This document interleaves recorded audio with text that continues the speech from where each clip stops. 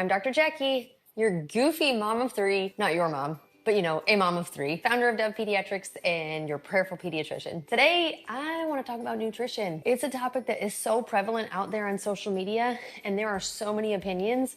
And depending on who you ask, you could find just about every opinion. I want to be very clear. I do not claim to be a fitness guru or a nutritionist, but I've got some biblical principles that I really want to share with you. You can find so many opinions out there on this diet, that diet.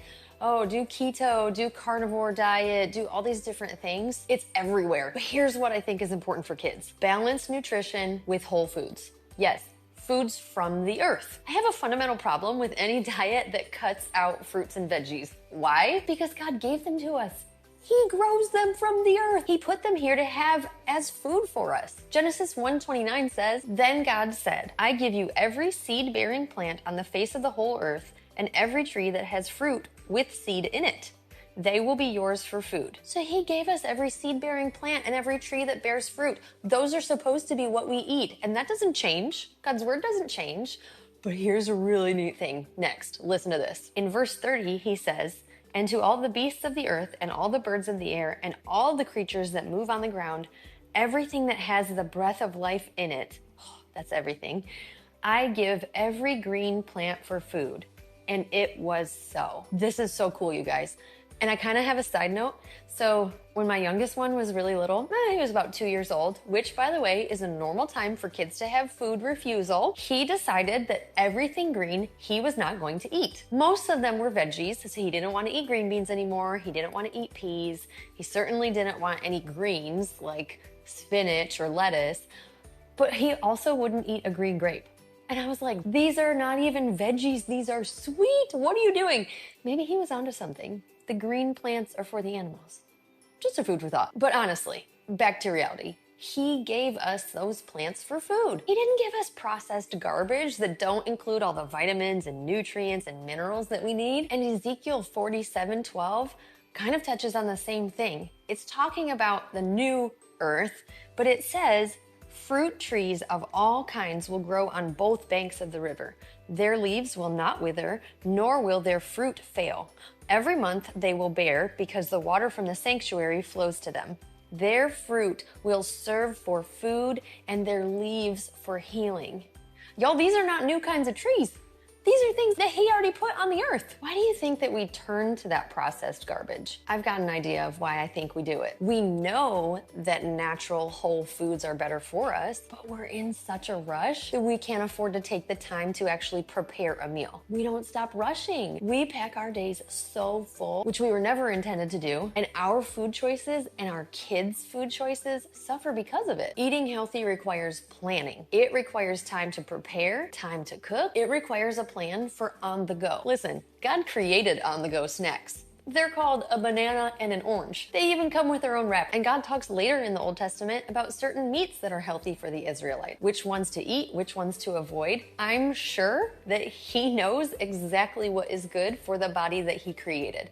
If you were the manufacturer of a car and you said, okay, I made this car to run on this specific type of gas and oil, then you wouldn't tell people to put water in it, right? You would tell them exactly what kind of fuel to give that car. This is the exact same. He's telling us he made this body and this is the fuel that I need you to put in it. So I want to touch on something that I didn't quite say yet, but lean proteins in terms of meats, we need protein, we need carbohydrates, and we need fats. All of them are important for our diet. Sure, we can go into the biochemistry of how our body processes all of those different macros, but the long and short of it is we need them. What we don't need is a whole bunch of sugar.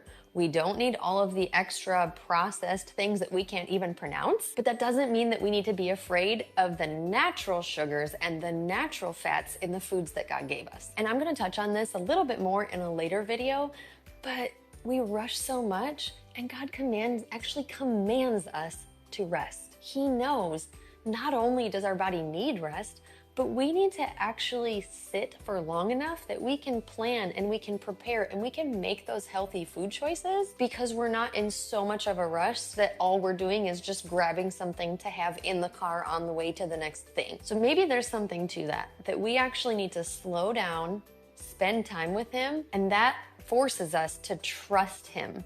We have to trust him to know that that thing can wait while I go and make this plan, whether it be the grocery plan or the meal plan or just plain prepping the food, because I know that that is the way that I can eat healthy and my kids can eat healthier. We kind of have to give some things up and trust him that the outcome is going to be okay. So if you have found this inspirational or helpful at all, I actually have a free guide that will walk through 7 different tips for faith-filled family health. It includes some practical tips for swapping processed foods for actual whole and natural foods and making better choices for your children, and basically where to start. And it includes 6 other topics that talk about our health from a faith-filled perspective. If that sounds like something you want, comment guide. Comment the word guide below, and I would love to get that to you. Remember to like, subscribe, and share. Share, share, share. Please share. Share with that friend that you've had this conversation with, that you've talked about getting healthy with, or exercising together, or even going to lunch together. Let's get it out there. Eating healthy is biblical, and it goes so far beyond just plain taking care of the temple that God gave. Let's take care of it according to the way that it was designed, and let's build a community of kingdom parents who are on a mission to raise a healthy, faithful next generation. I can't wait to see you guys next time. God bless.